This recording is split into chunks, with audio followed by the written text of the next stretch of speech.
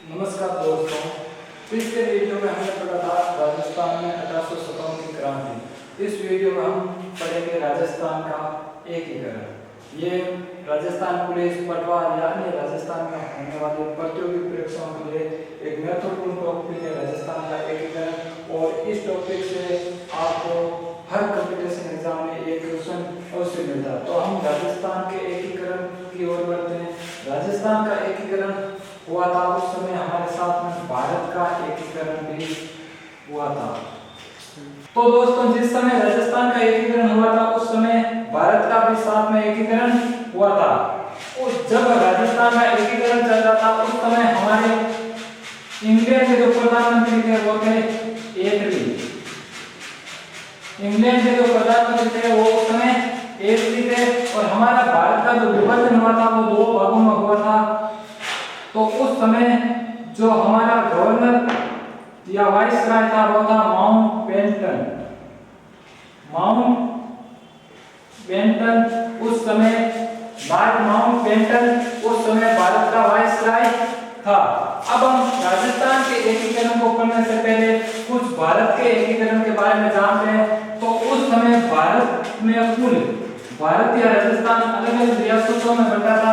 उस समय भारत में कुल 565 रियासतें थी। कुल 565 रियासतें थी जिस समय हमारे भारत का एकीकरण या राजस्थान का एकीकरण हुआ था। कुल 565 रियासतें थी जिसमें से 562 रियासतों ने विजय पत्र पर हस्ताक्षर किया था। 562 रियासतों ने विजय पत्र पर हस्ताक्षर किया था। बाकी बची 3 रियासतें ये आपको याद करनी होगी। कौन सी थी ये 3 रियासतें? सबसे पहले बात करते हैं हम पहली थी कश्मीर। कश्मीर रियासत थी जिन्होंने भारत के एकीकरण का जो विजय पत्र था उस पर हस्ताक्षर नहीं किया था। दूसरी थी हैदराबाद। इन्होंने भी भारत के एकीकरण के समय विजय पत्र पर हस्ताक्षर नहीं किया था। और तीसरी थी जूनागढ़ ये गुजरात में पड़ती है। जूनागढ़ इन्होंने भी एकीकरण के विजय पत्र पर हस्ताक्षर नहीं किया था। ये तीनों आपको याद रखनी होगी। इनके बारे में पूछा जाता है कि भारत के एकीकरण के समय ऐसी कौन सी रियासत थी, निम्नलिखित में से कौन सी रियासत थी जिन्होंने विजय पत्र पर हस्ताक्षर नहीं किया था? तो वो कश्मीर, हैदराबाद, गुजरात ये 3 रियासतें थी जिन्होंने भारत का एकीकरण के विजय पत्र पर हस्ताक्षर नहीं किया था। अब हैदराबाद रियासत थी वो सबसे बड़ी रियासत थी। हैदराबाद रियासत थी भारत की उस समय सबसे बड़ी रियासत थी। हैदराबाद रियासत सबसे बड़ी रियासत थी। उस समय की जो सबसे बड़ी रियासत थी वो हैदराबाद थी। तो जब हैदराबाद सबसे बड़ी रियासत थी तो हमें छोटी का भी पूछ सकते हैं, इसलिए सबसे छोटी रियासत थी वो थी बिलावरी जो एमपी में पड़ती है। बिलावरी ये उस समय सबसे छोटी रियासत थी, भारत की सबसे छोटी रियासत थी। अब बात करते हैं हम भारत में जो एकीकरण का विभाग था या रियासती विभाग के बारे में।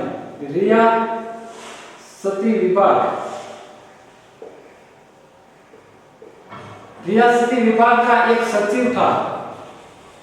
आपको याद रखना पड़ेगा सचिव का नाम था वीपी मेमन। ये भारत के रियासती विभाग के सचिव थे। और इसका एक अध्यक्ष भी था जिसका नाम था सरदार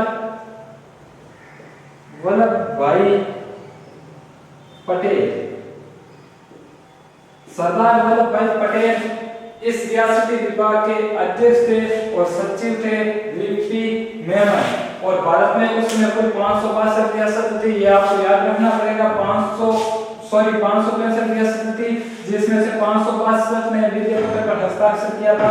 3 रियासतें ऐसी थी कश्मीर, हैदराबाद, गुजरात, जूनागढ़, गुजरात जिन्होंने विजय पत्र पर हस्ताक्षर नहीं किए थे। सबसे बड़ी रियासत हैदराबाद थी और सबसे छोटी जो रियासत थी वो थी बिलावरी एमपी में पड़ती है भिलावरी, वो सबसे छोटी रियासत थी।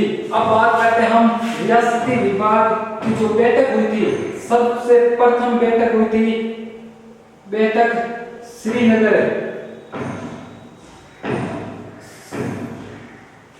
प्रथम बैठक श्रीनगर में हुई थी। इस बैठक में यह तय किया गया था कि किसी भी रियासत या जिस भी रियासत की आय 10 लाख, तो रियासती विभाग की प्रथम बैठक श्रीनगर में हुई थी। उसमें यह तय किया गया था कि जिसकी जनसंख्या 10 लाख से ऊपर है तथा जिनकी आय 1 करोड़ से अधिक है, उनको विद्या पत्र या इस एकीकरण से बाहर रहने का अधिकार है। वो हमारे एकीकरण में शामिल नहीं होना चाहते तो मत हो, लेकिन ये जिन शर्त यह है कि जिनकी आय 10 लाख से ऊपर होनी, जिनकी जनसंख्या 10 लाख से ऊपर होनी चाहिए और जिनकी आय 1 करोड़ से अधिक होनी चाहिए। अगर ऐसी दोनों शर्तों को अगर रियासत पूरा करती है तो वो एकीकरण से बाहर रह सकती है। अब बात करते हैं हम हमारे राजस्थान के एकीकरण के बारे में। तो राजस्थान के एकीकरण के बारे में बात करते हैं तो राजस्थान की हमारे 4 रियासतें ऐसी थी जो उस समय इन शर्तों को पूरा कर, तो हमारे राजस्थान की 4 ऐसी रियासतें थी जो इन दोनों शर्तों को पूरा करती थी। वो पहली थी जयपुर, दूसरी थी जोधपुर, बीकानेर और चौथी थी उदयपुर। ये 4 रियासतें ऐसी थी, जयपुर, जोधपुर, बीकानेर और उदयपुर। ये चारों रियासतें उस समय इन दोनों शर्तों को पूरा कर रही थी। बाकी जितनी भी हमारी रियासतें थी राजस्थान की, वो इन शर्तों को पूरा नहीं कर रही थी। उनकी जनसंख्या 10 लाख से कम थी और उनकी आय 1 करोड़ से कम थी। लेकिन 4 रियासतें जयपुर, जोधपुर, बीकानेर, उदयपुर की जो जनसंख्या थी वो 10 लाख से ऊपर थी और उनकी आय 1 करोड़ से ऊपर थी। अब आगे हम पढ़ते हैं हमारे राजस्थान के एकीकरण के बारे में। ये तो था भारत के एकीकरण के बारे में कुछ महत्वपूर्ण। अब हमारा राजस्थान का एकीकरण।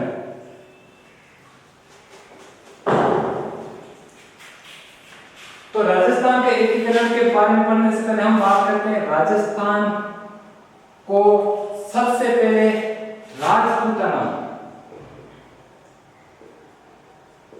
राजपूताना शब्द का प्रयोग किया गया था। वो किया गया 1800 ईस्वी में। 1800 ईस्वी में राजपूताना नाम का प्रयोग किया गया हमारे राजस्थान के बारे में जॉर्ज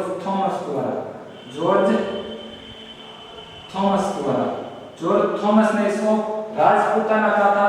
उसके बाद हमारे राजस्थान का जो नाम है वो राजस्थान या रायथाना या रजवाड़ा रायथाना, ये क्या गया था कर्नल जेम्स टोड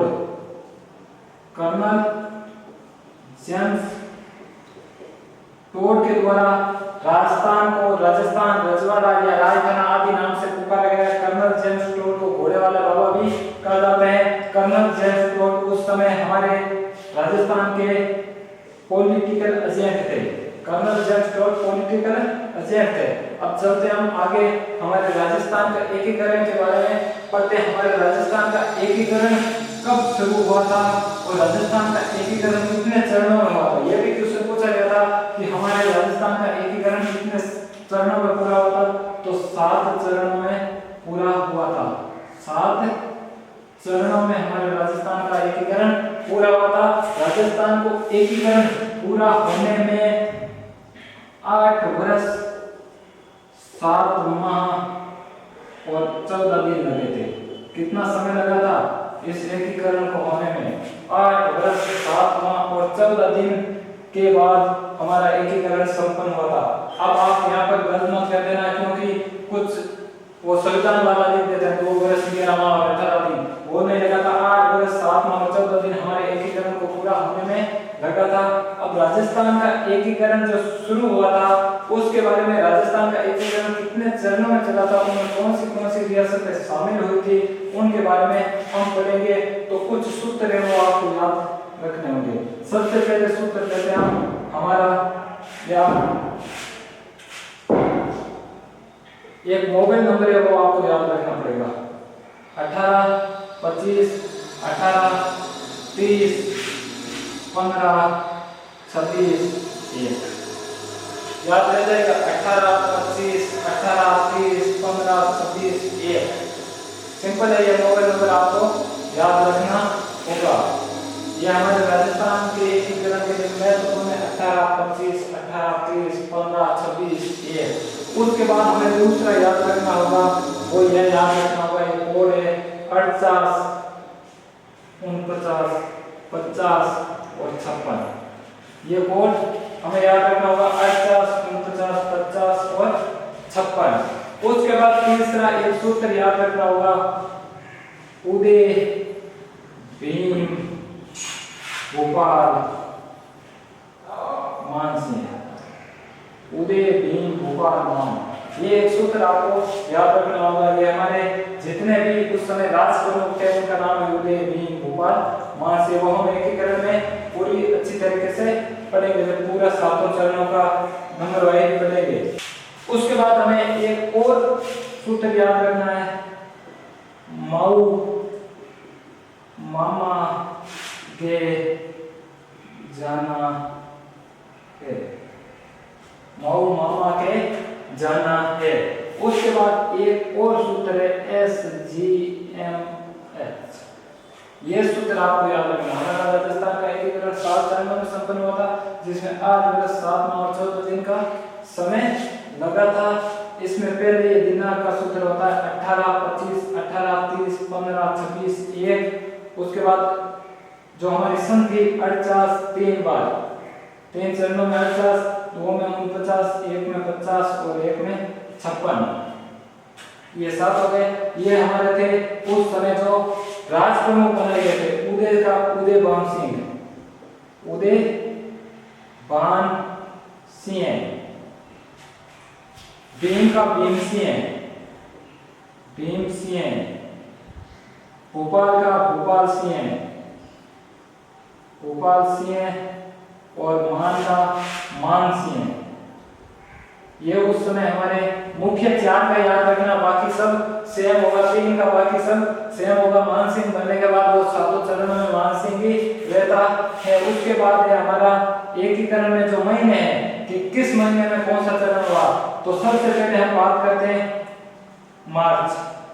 पहला चरण मार्च, दूसरा मार्च में, तीसरा अप्रैल ऊ से अप्रैल, चौथा मार्च, पांचवा मई और छठा चरण हमारा जनवरी और सातवां चरण हो गया नवंबर। ये 7 चरण हो गए। जो पहला चरण था आपको 18 डेट लेनी है, मार्च लेना है। उदय भान सिंह हो गए राजप्रमुख 48 माह, 3 के पहले 48 लगेगा, 48 तीनों पहले जो पहले के 1 नंबर 2 नंबर और 3 नंबर चरण थे वो 48 में होते हैं। 4 नंबर और 5 नंबर 49 में और 6 नंबर और 7 नंबर 6 नंबर हुआ था 50 में। और 7वां जो चरण था वो हमारा हुआ था 56 में। 1 नवंबर 1956 को हमारे राजस्थान का पूर्ण एकीकरण हुआ था।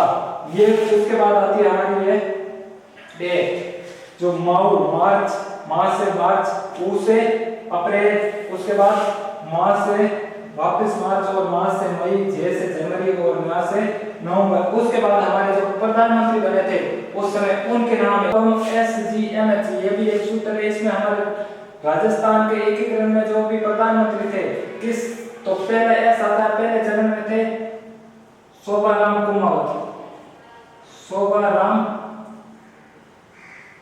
कुमावत। दूसरा था हमारा गोकुल लाल अश्वा, दूसरे चरण में गोकुल लाल अश्वा। तीसरा चरण में थे माणिक्यलाल वर्मा,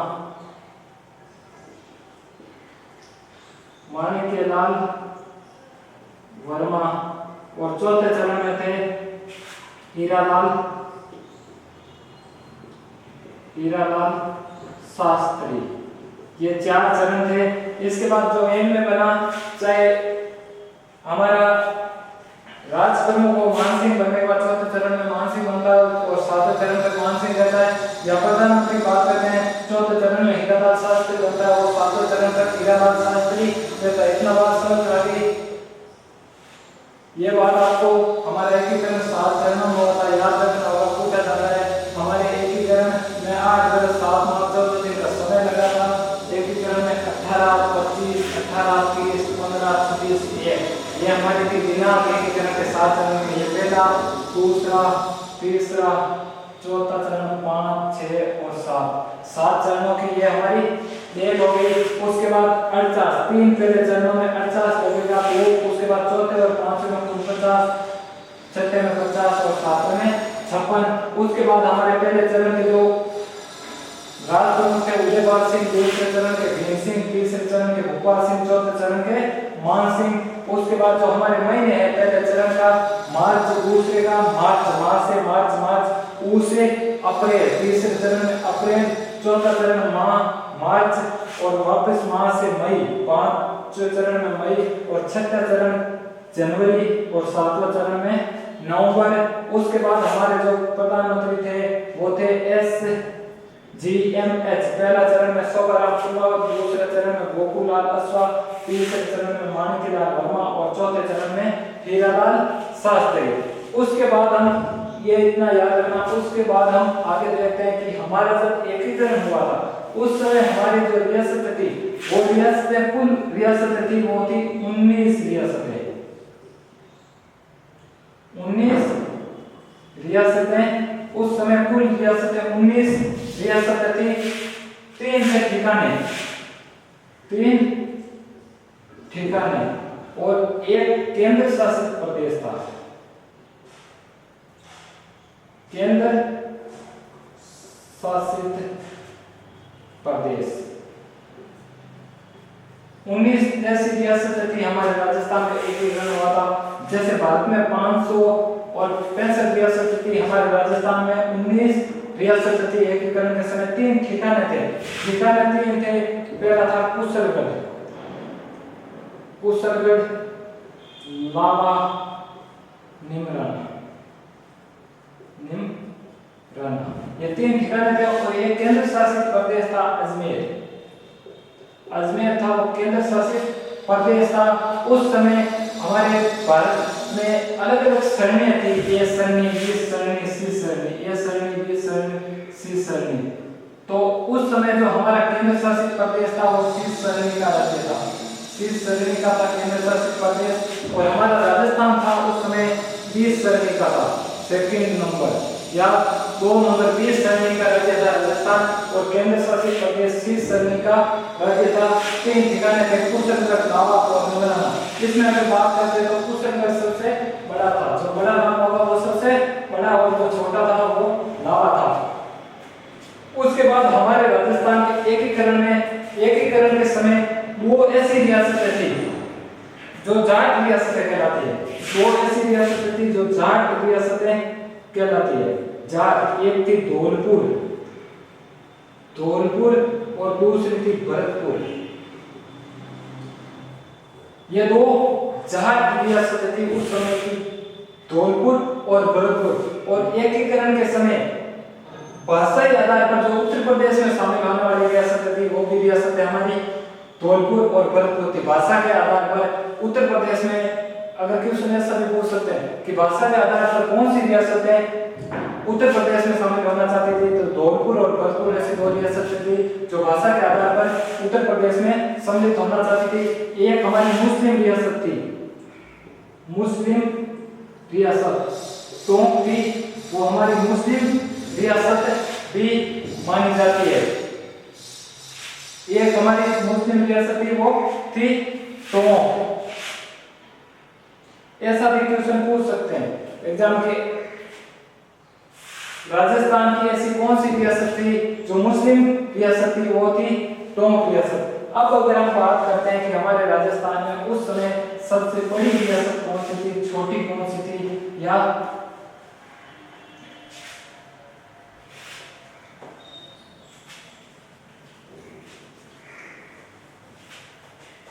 अब अगर हम बात करते हैं हमारे राजस्थान की छोटी रियासत उस समय, तो राजस्थान का हम ऐसे मैप बना देते हैं आधार पर, थोड़ा बहुत समझने के लिए। सही बनता नहीं है, ऐसे मैप बना देते हैं, हमें समझ में आ जाएगा। हमारे राजस्थान की यहाँ पर पड़ती है मेवाड़ रियासत, मेवाड़। इसकी स्थापना की थी 564 ईस्वी में गोहिल ने। ये मेवाड़ रियासत उस समय सबसे प्राचीन रियासत थी, प्राचीन। अब प्राचीन हो गई तो नवीन के बारे में भी हमें पता होना चाहिए कि हमारी सबसे नवीन रियासत कौन सी थी। तो यहाँ पर पड़ता है बांसवाड़ा। बांसवाड़ा, बांसवाड़ा रियासत हमारी उस समय की सबसे नवीन रियासत थी। अब अगर हम बात करते हैं हमारी एकीकरण के समय सबसे बड़ी रियासत कौन थी, तो यहाँ पर पड़ता है मारवाड़। वो हमारी सबसे बड़ी रियासत थी, मारवाड़। मारवाड़ सबसे बड़ी रियासत थी। उसके बाद सबसे बड़ी होगी तो सबसे छोटी रियासत थी, वो थी यहाँ पर पड़ती है शाहपुरा भीलवाड़ा। शाहपुरा भीलवाड़ा, शाहपुरा भीलवाड़ा रियासत थी, वो सबसे छोटी रियासत थी उस समय में, याद रह जाएगा। और जनसंख्या के आधार पर जो सबसे बड़ी रियासत थी वो थी हमारी जयपुर। जयपुर रियासत थी, वो जनसंख्या के आधार पर बड़ी रियासत थी, सबसे बड़ी रियासत थी जनसंख्या के आधार पर। तो हम बात करते हैं सबसे प्राचीन मेवाड़ रियासत थी और सबसे नवीन थी बांसवाड़ा। अब बात करते हैं सबसे बड़ी, तो सबसे बड़ी हमारी हो गई मारवाड़, सबसे छोटी शाहपुरा भीलवाड़ा। अब बात करते हैं तो जनसंख्या के आधार पर जो बड़ी थी वो थी जयपुर रियासत थी, हमारी जनसंख्या के आधार पर सर्वाधिक बड़ी रियासत थी। अब ऐसी दो रियासत थी जिसको तोपों की सलामी नहीं दी जाती थी। ठिकाने वे होते थे जिनको तोपों की सलामी नहीं दी जाती थी, और रियासत वो होती थी जिनको तोपों की सलामी दी जाती थी। लेकिन दो रियासत थी, एक थी शाहपुरा और दूसरी थी किशनगढ़। ये दो रियासत थे जिनको तोपों की सलामी नहीं दी जाती थी, तोपों की सलामी नहीं दी जाती थी। बाकी सभी रियासतों को 19 में से दो रियासतों को तोपों की सलामी नहीं दी जाती थी, बाकी सबको तोपों की सलामी दी जाती थी। और जो ठिकाने होते थे उनको तो तोपों की सलामी नहीं दी जाती थी। ये इतना समझ आ गया। अगले वीडियो में हम इसके जितने भी एकीकरण है वो कब शुरू हुए थे, उनमें कौन सा रियासत आकर मिली थी या कौन सा ठिकाना मिला था, उसके बारे में अध्ययन करेंगे। धन्यवाद।